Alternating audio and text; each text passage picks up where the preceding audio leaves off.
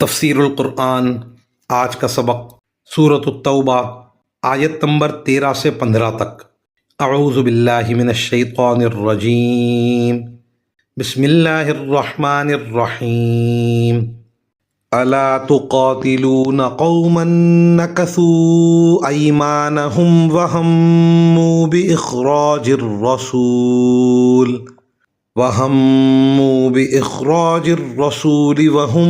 بدؤوكم أول مرة أتخشونهم فالله أحق أن تخشوه إن كنتم مؤمنين قاتلوهم يعذبهم الله بأيديكم ويخزهم وينصركم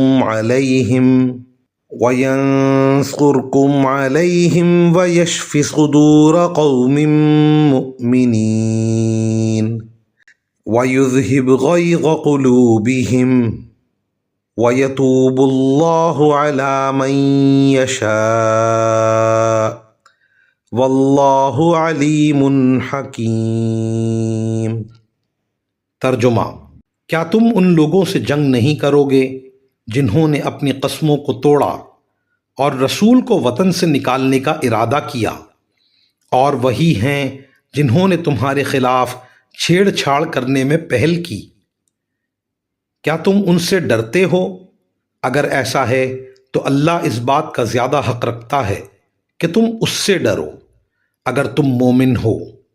ان سے جنگ کرو تاکہ اللہ تمہارے ہاتھوں سے ان کو سزا دلوائے، انہیں رسوا کرے، ان کے خلاف تمہاری مدد کرے اور مومنوں کے دل ٹھنڈے کر دے اور ان کے دل کی کڑہن دور کر دے، اور جس کی چاہے توبہ قبول کر لے، اور اللہ کا علم بھی کامل ہے، حکمت بھی کامل۔